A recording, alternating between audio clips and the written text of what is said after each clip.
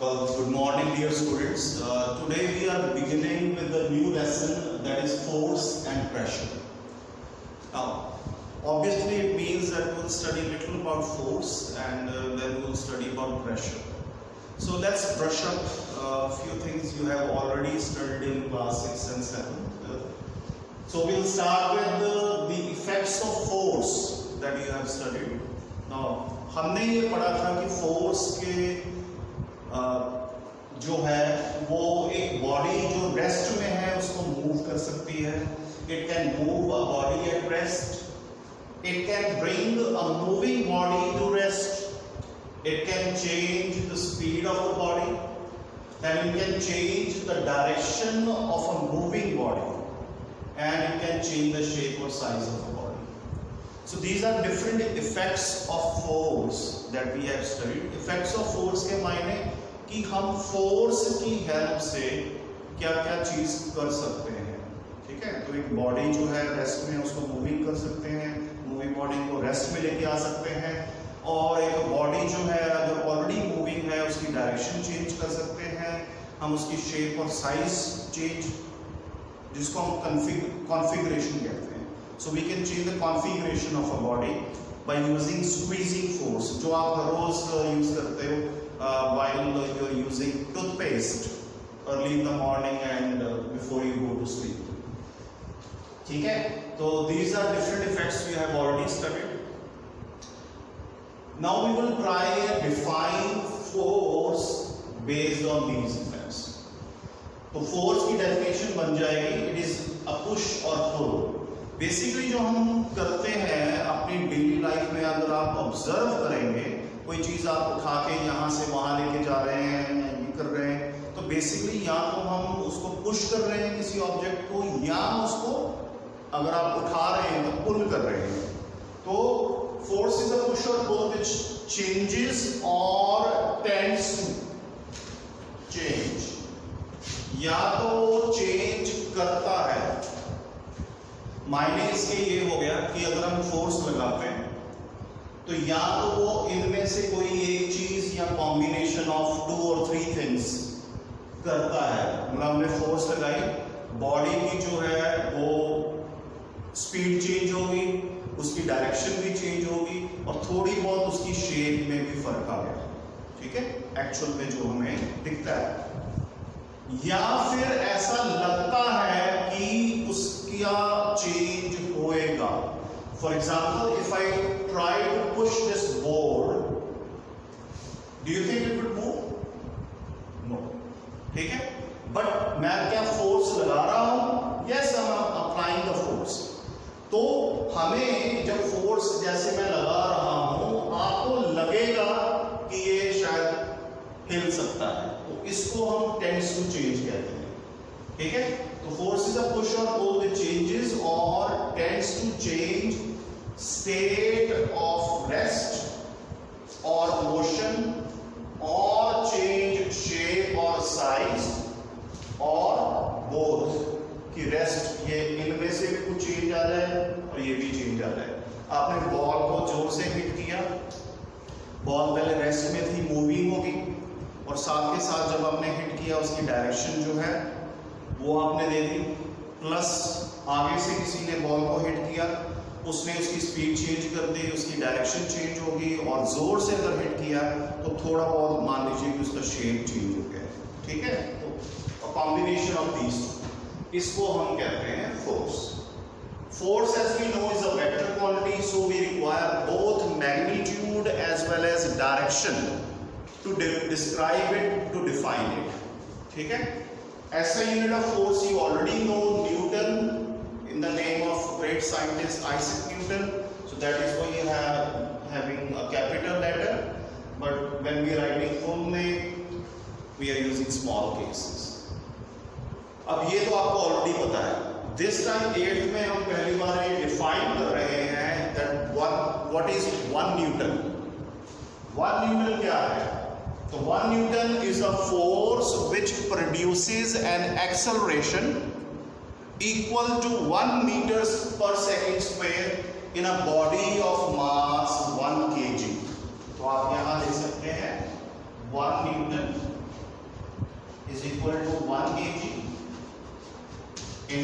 1 metre पर second square.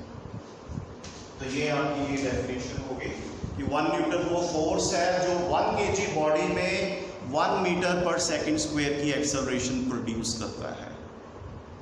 ठीक है, ये आप नोट करना है तो आप नोट कर सकते हैं।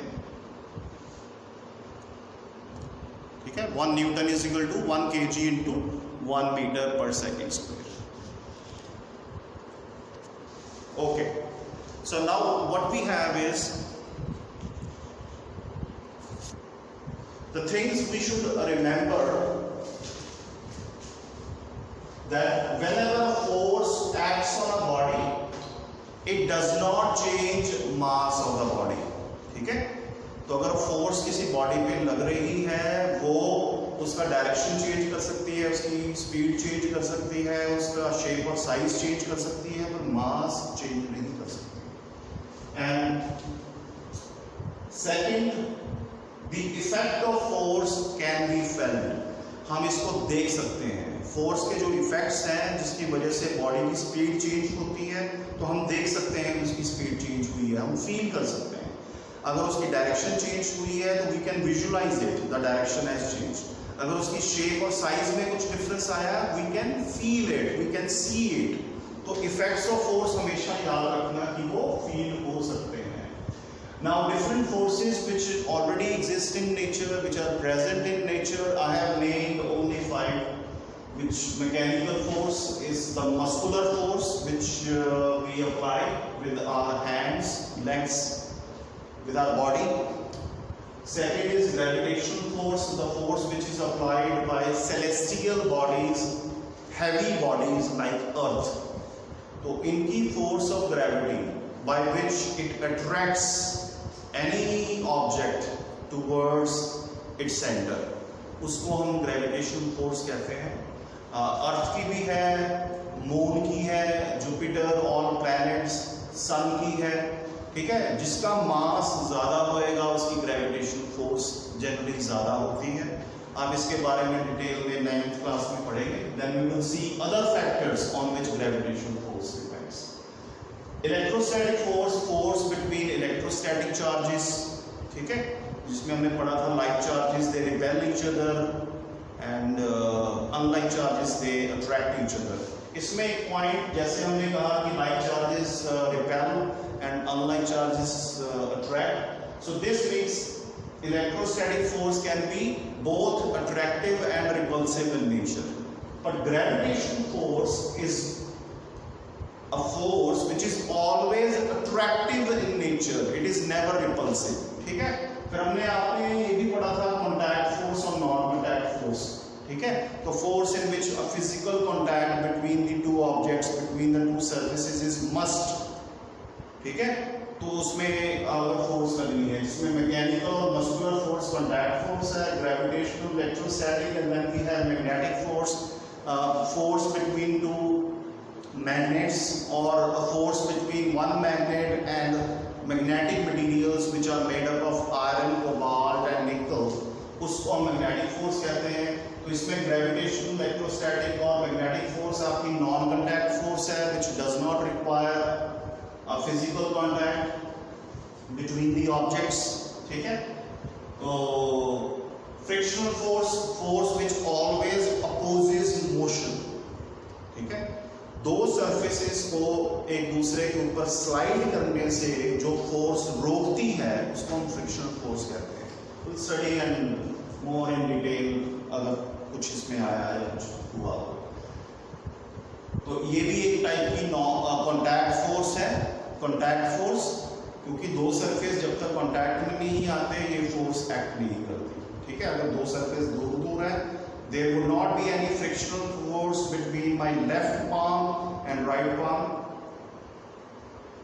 and if I bring them closer to each other in physical contact, then there would be frictional force between these two palms। ठीक है, अब ये अपनी नॉर्मल अपनी ब्रीफिंग होगी फोर्स के बारे में। ये इफेक्ट्स जो हमने पढ़ लिए हैं, उनके अलावा फोर्स का जो है एक और इफेक्ट होता है जो इस बार हम 8th क्लास में पढ़ने वाले हैं, and that is the turning effect. तो टर्निंग इफेक्ट मतलब हम फोर्स लगा के जब किसी चीज को टर्न कर सकते हैं, रोटेट कर सकते हैं। तो in addition to these 5 then we have a 6th one, turning effect, जो हम इस बार पढ़ेंगे। Let's try and understand this by a simple experiment first. Okay, this is a door, and if you please have a look at it. These are the hinges, जिनको हम चिटकनी कहते हैं, ठीक है। There is one, there is a second, and then there is a third one, then there is a fourth one. तो ये सारे hinges जो हैं they are fixed to this, ठीक है। अब normally what do we do if we close this door and now I want to open this door, ठीक है। अगर मैं यहाँ पे what we have to do is either we push ऐसे, और यहाँ फिर हम डोर को पुल करते हैं, we apply force. अब we want to see कि फोर्स जब हम अप्लाई करते हैं डोर पे, just see the effects, turning effects. अब इमेजिन कीजिए कि मैं यहाँ पे very close to the hinges, अगर मैं फोर्स लगा के इस डोर को खोलने की कोशिश करूं, आप ये एक्सपेरिमेंट घर पे भी कर सकते हैं। आपको सिर्फ ये नोट करना है कि फोर्स कितनी लग रही है, ठीक है। आपको कैलकुलेट नहीं करनी है, आपको माइंड में रखनी है। हमारे पास 3 पोजीशंस हैं, एक यहाँ पे, एक यहाँ, एक यहाँ, आप 3-4 ले सकते हैं। अब आप यहाँ से पुश करते हैं, कितना जोर लगता है। फिर आप थोड़ा सा दूर, यहाँ से कितना जोर लगता है, थोड़ा और दूर कितना जोर लगता है, और दूर, और finally we have a handle here. यहां से अगर हम जोर लगाएं कितना लगता है। अगर आप ऑब्जर्व करेंगे तो आप देखेंगे कि जहां पे हमने हैंडल लगाया है, यहां पे हमें सबसे कम फोर्स लगानी पड़ती है। ऑब्वियसली फिर हैंडल हम यहां पे रखते हैं, ठीक है। So what did that little experiment taught us? तो उसने हमने सबसे पहले एक चीज बताई कि अगर आपका डोर ऐसा है, तो जब आप यहां से उसको ऐसे पुश करते हो, फोर्स लगाते हो, तो वो अराउंड दीज हिंजेस जो आपने देखे थे, ऊपर से लेके नीचे, अगर आप एक लाइन बना लें तो वो उसके अराउंड ऐसे टर्न करता है, रोटेट करता है, ठीक है ना। अगर आप उस तरफ से धक्का मारेंगे तो वो ऐसे टर्न करेगा, और अगर आप यहां से इस तरफ से पुश करेंगे तो वो इस तरफ खुल जाएगा, ठीक है, और टर्न करेगा। So if we have to write down the observations based on that experiment that we did, so what we can say is, so we must have noticed that if we apply force at a point near the hinges to open the door, we may require a very large force to produce the turning effect. अगर हम hinges के पास में force लगाते हैं और door को खोलने की कोशिश करते हैं, टर्न करने की कोशिश करते हैं, या तो वो खुलेगा ही नहीं। अगर आप हिंजेस के बिल्कुल पास में लगाएं तो बहुत मुश्किल होगी, आपको बहुत ज्यादा फोर्स लगानी पड़ेगी, still it would not open easily at all, ठीक है। तो very large force is required to produce the turning effect. Second, अगर आप दरवाजे के बीचों बीच मिडल पे फोर्स लगाते हैं, it may open but a large force is required, ठीक है। And the third observation, if we apply force near the handle, जहां पे हैंडल है, आप हैंडल के ऊपर ऐसे पुश कीजिए उसको, then with a very little force, very less force, the door would open. उसको हम फ्री एंड कह देते हैं। हिंजेस की साइड वाला जो एंड है वो एंड कहा जाता है डोर का, और दूसरा बिल्कुल ऑपोजिट जो एंड कहलाएगा, जैसे ये डोर है, ये वाला सारा ये आपका हिंजेस का फिक्स एंड हो गया, इस तरफ आपका फ्री एंड हो गया, ठीक है।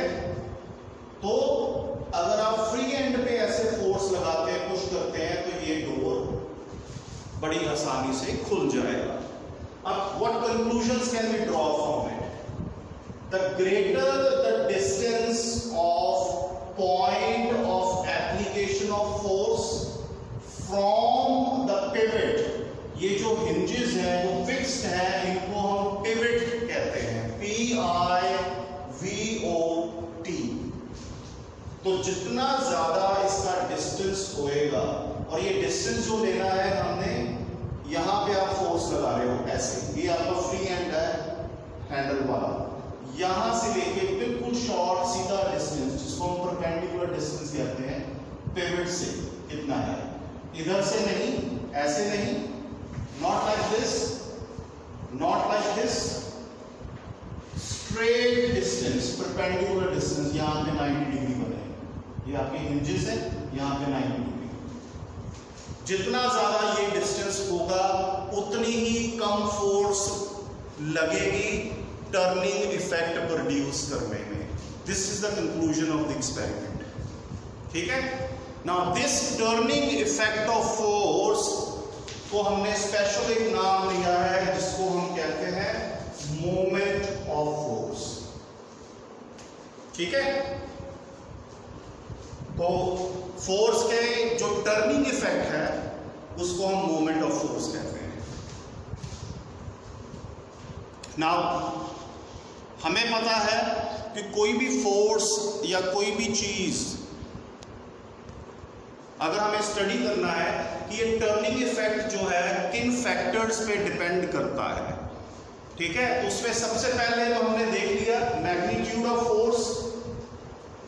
Obviously if we apply more force then the turning effect would be more, ठीक है। सेकंड, हमने इस एक्सपेरिमेंट से क्या सीखा? The perpendicular distance of point of action of force from pivot, ये भी मैटर करता है, ठीक है। तो फाइनली हमने इनको कंबाइन करके एक फॉर्मूला बनाया, where the moment of force is product of perpendicular distance of point of application of force from the pivot and the force applied. तो मोमेंट ऑफ फोर्स का सिंबल जो है हम ऐसे लिखते हैं, कुछ इसको टाउ कहते हैं, TAU, ठीक है। ये टाउ मोमेंट ऑफ फोर्स का एक और नाम है, जिसको हम टॉर्क भी कहते हैं। टॉर्क नाम की ब्रांड की एक गाड़ी भी आई हुई है। तो ये टर्निंग इफेक्ट जो है फोर्स का, उसको मोमेंट ऑफ फोर्स या टॉर्क कहा जाता है। It is written as F, which is the force applied, magnitude of force, and the distance, perpendicular distance of the point of action of force from the pivot, उसको small d से लिखते हैं। So similarly we can say that the SI unit of torque or moment of force would be force का Newton, multiply के साथ अगर हो तो हाइफन आ जाता है, स्पेस देखें यहाँ आप लिख सकते हैं, यहाँ हाइफन, या ऐसे थोड़ा स्पेस छोड़ दीजिए, थोड़ा सा स्पेस के बाद डिस्टेंस का जो है वो SI यूनिट मीटर, तो न्यूटन मीटर बन जाता है। Now newton meter is the same unit which work और एनर्जी हैज, ठीक है। न्यूटन मीटर जो है SI यूनिट ऑफ वर्क और एनर्जी भी है, जिसको हम जाउल्स कहते हैं। पर प्लीज रिमेंबर, हम जाउल जो है इसके लिए SI यूनिट ऑफ टॉर्क या मोमेंट ऑफ फोर्स के लिए यूज नहीं करेंगे, उसका हम न्यूटन मीटर ही लिखेंगे। तो अगर आपसे ये क्वेश्चन पूछा जाए, name the other physical quantity which has same units as moment of force, तो आप लिख सकते हैं वर्क या एनर्जी में से कोई भी एक, ठीक है। अगर आपको बोलते हैं कि name other physical quantity which has similar units as work और energy, then you can write moment of force और, ठीक है। So there are two types of moment of force that we describe. One is clockwise moment. Clockwise ये direction के हिसाब से है। आपने सिर्फ ये याद रखना है कि जैसे क्लॉक में हैंड्स क्लॉक मूव करते हैं, सेकंड हैंड्स या फिर मिनट्स वाली जिस डायरेक्शन में, उसको हम क्लॉकवाइज कहते हैं। तो ये डायरेक्शन कुछ ऐसी क्लॉकवाइज है और उसके उलट उसको हम एंटी क्लॉकवाइज कहते हैं। तो clockwise movement, the turning effect which is produced in a body if it turns in, if it turns in clockwise direction, then it is called clockwise movement. ये मैंने आपके लिए डायरेक्शन भी बना दी है, जिस डायरेक्शन में क्लॉक मूव करता है, चलता है। क्लॉकवाइज मूवमेंट जो है वो नेगेटिव साइन के साथ, कन्वेंशन के साथ यूज किया जाता है, क्योंकि ये वेक्टर क्वांटिटी है। Again moment of force is also a vector quantity, ठीक है। तो वेक्टर क्वांटिटी के फिर प्लस और माइनस डायरेक्शन इंडिकेट करने के लिए होते हैं। तो क्लॉकवाइज मूवमेंट के लिए हम नेगेटिव साइन यूज करते हैं और एंटी क्लॉकवाइज साइन के लिए पॉजिटिव, ठीक है। The turning effect produce in the body which is in anti-clockwise direction, this is called anti-clockwise movement and it is written with plus sign. तो anti-clockwise movement जब भी होगा तो आप उसको प्लस साइन से लिखेंगे, और when it is clockwise movement then it would be written with negative sign, ठीक है। अब बारी ये आती है, ऐसा यूनिट हमने न्यूटन मीटर बना दिया, तो let's define 1 newton meter. So it is defined as the turning effect produced in a body is said to be 1 Newton meter if a force of 1 Newton is applied perpendicularly to the end of a moment arm that is 1 meter long. ठीक है, जैसे ये आपका दरवाजा है, ठीक है, ये आपके हिंजेस हो गए, इस तरफ ये आपका फ्री एंड है। आप यहां पे परपेंडिकुलरली फोर्स को जब हमने अप्लाई करना है तो आप फोर्स को ऐसे अप्लाई कर सकते हैं, आप ऐसे अप्लाई कर सकते हैं, आप ऐसे कर सकते हैं, आप फोर्स को ऐसे अप्लाई कर सकते हैं, ठीक है। हमने उसको कुछ इस तरह अप्लाई करना है कि जो हमारी फोर्स है सरफेस के ऊपर बिल्कुल ऐसे परपेंडिकुलर हो गए, ठीक है। और ये डिस्टेंस जो है परपेंडिकुलर डिस्टेंस जहां पे आप फोर्स अप्लाई कर रहे हैं और हिंजेस पिवट से ये परपेंडिकुलर डिस्टेंस ये 1 मीटर होना चाहिए, इसको हम मोमेंट आर्म कह देते हैं, ठीक है। So that turning effect is said to be 1 newton meter. Okay, now we studied about clockwise movement, we studied about anti-clockwise movement.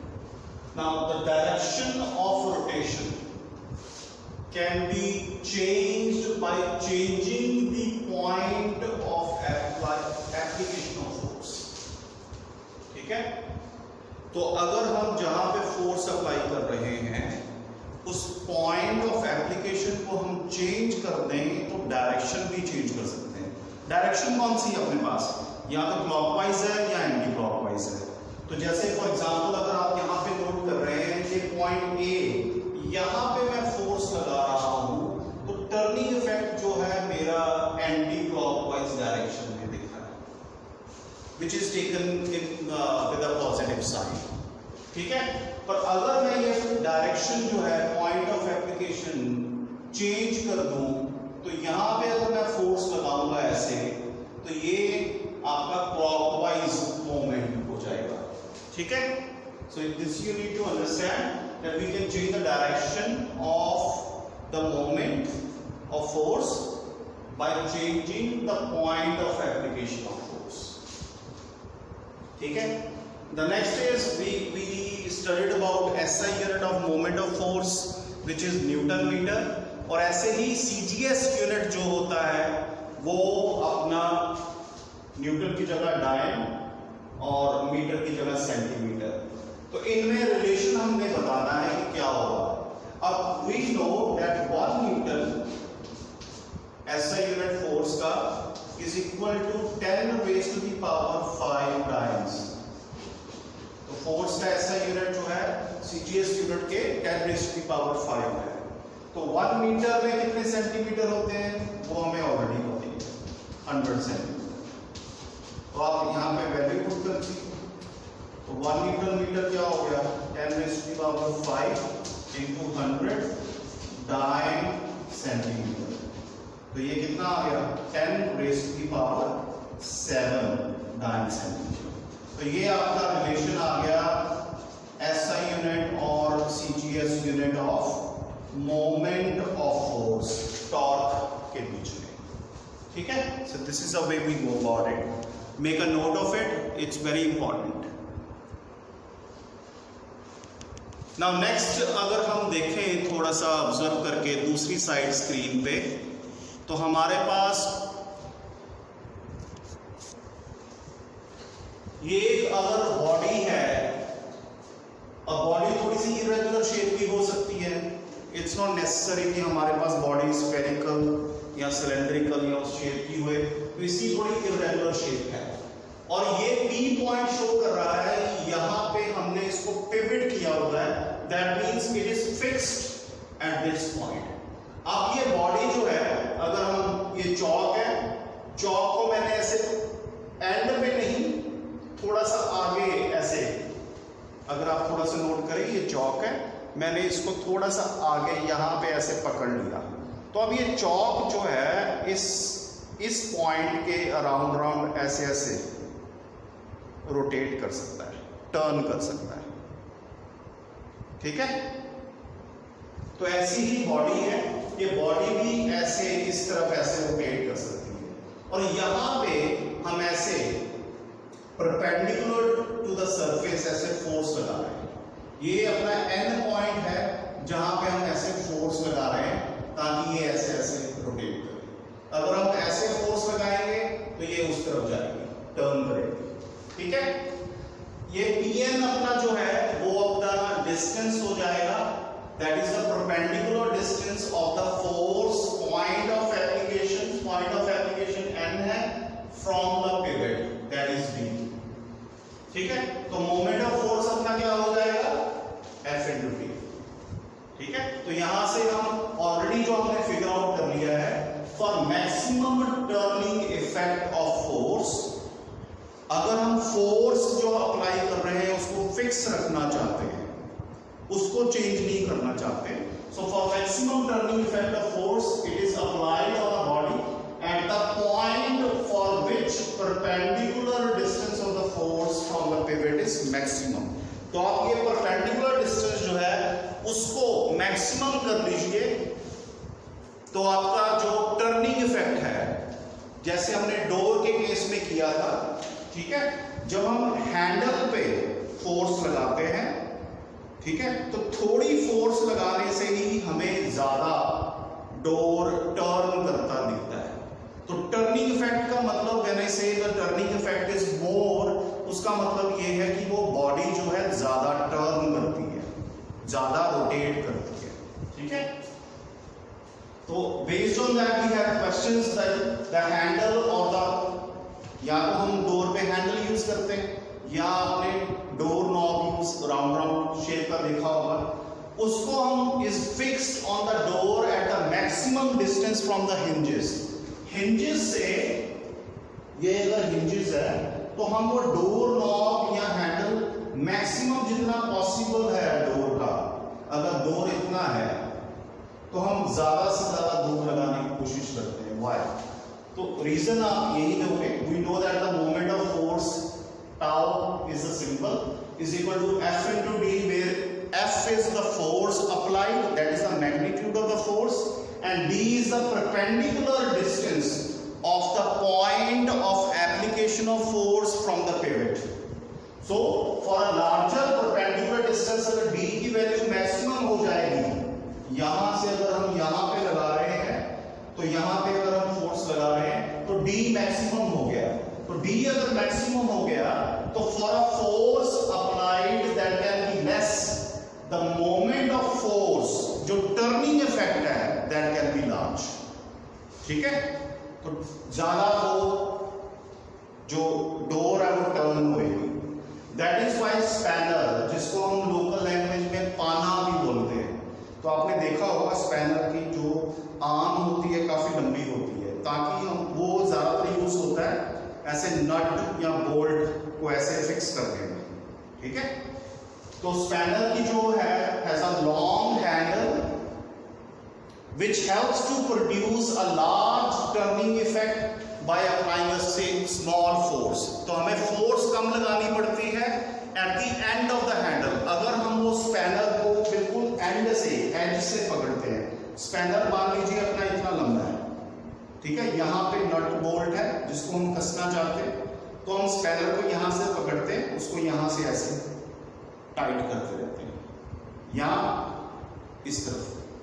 ठीक है, अगर आपको खोलना है तो उसको एंटी क्लॉकवाइज घुमाना पड़ता है, और अगर आपको उसको बंद करना है, टाइट करना है, तो आपको क्लॉकवाइज डायरेक्शन में घुमाना पड़ता है। ये आप एक्सपेरिमेंट कर सकते हैं। अगर आप बॉटल लेंगे, बॉटल का कैप देखिएगा, अगर आपको बंद करनी है, if you have to close the lid of a bottle, you have to rotate the bottle in clockwise direction.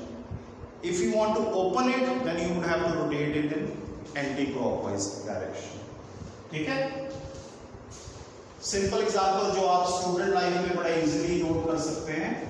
If we have a sharpener and if you use a pencil, अगर आप pencil को sharpener के पास में से पकड़ के ऐसे घुमाएंगे, a larger force is required to sharpen the pencil। पर अगर आप पेंसिल को एज से ऐसे पकड़ के यहां से ऐसे घुमाते हैं, तो then less force is required to sharpen the pencil. So these are few applications of movement of force. There will be some more that we will keep on discussing. Until then keep watching the videos and keep learning. Thank you.